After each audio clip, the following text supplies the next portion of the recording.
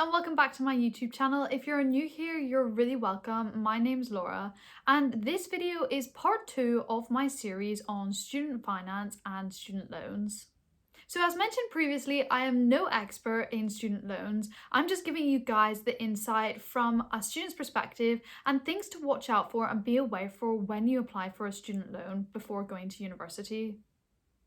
So as covered in part 1, I discussed if you are eligible, how to find out if you're eligible, how to apply, and what the student loans are. So there are two types of student loans. The two main ones are the student tuition fee loans and also a maintenance loan.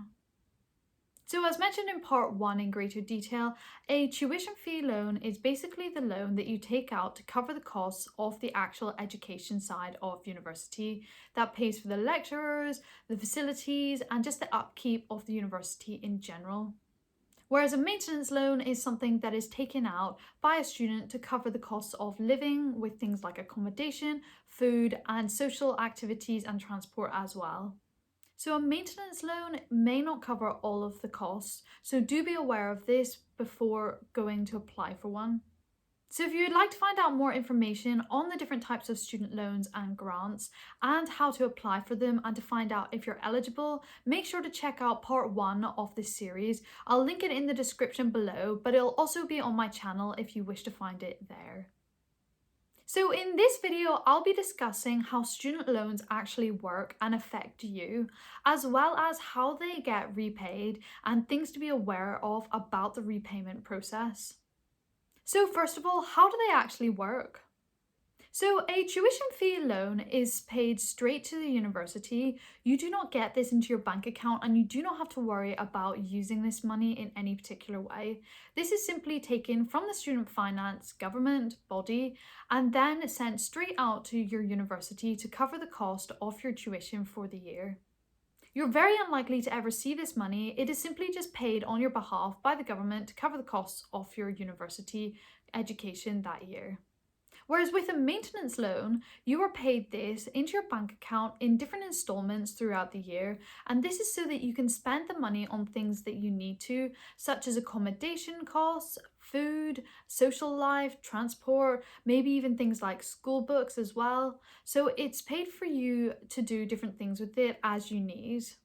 So the amount of money that you get for a maintenance loan depends on a variety of different factors and criteria. So you may not get enough money to cover the entire cost of accommodation and things. So you might want to think about making a plan or start to budget how much you'll spend on different things so that you don't run out of money and run into difficulties. Make sure to stay tuned for a video all about student budgeting and finance when you're at university.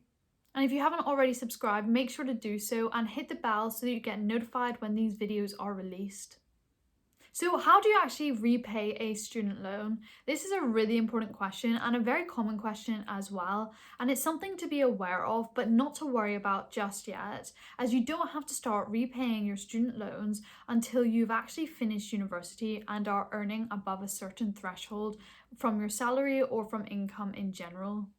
So to ensure that you pay back your student loan, the government has set up some policies to make sure that once you start earning a certain amount of money after you've graduated, money will then be taken out of your salary and paid back to the government to cover the costs of your student loans that you took out.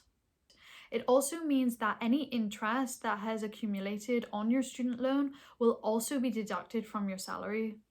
So this means that you don't actually have to worry about paying it back directly to an organisation or to the government. It is simply just taken off your salary each year once you meet a certain threshold in the amount that you're earning. In simple terms, it basically acts as another tax on your salary and income.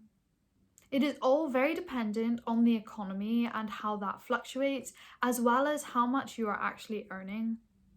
So once you've graduated and you start earning just a little bit over £27,000, everything you earn above that amount of money gets 9% taken off it to pay back your student loans. So basically, as your salary increases, so does the amount of money that will be paid back to the government to pay off your student loans. So over time, you either pay off the student loan in full, therefore having no debt, or by the time 30 years has passed after you've graduated and started earning, then you get that fully cancelled.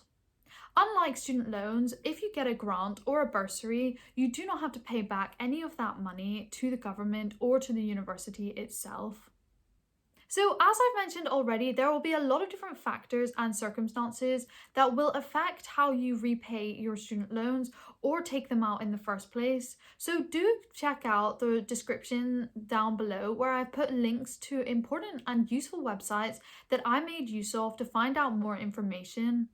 One of the websites that I found most useful for all of the student finance information and the loans as well was the Martin Lewis website, which I've put in the description down below. So if you are wanting to find out some more information that is more relevant to you or more in depth, then do double check the description down below and hit the links to find out more info. So I hope you found this video useful, and if you did, please give it a thumbs up. And if you've got any questions or comments, please leave them down below. I'd love to hear from you. If you haven't already, do check out part 1 of this series all about student loans. And if you would like any more information, please do get in touch via my Instagram. If you haven't already, please hit that subscribe button down below to keep up to date with all my new content and videos that I'll be uploading to help you guys with the application process to universities.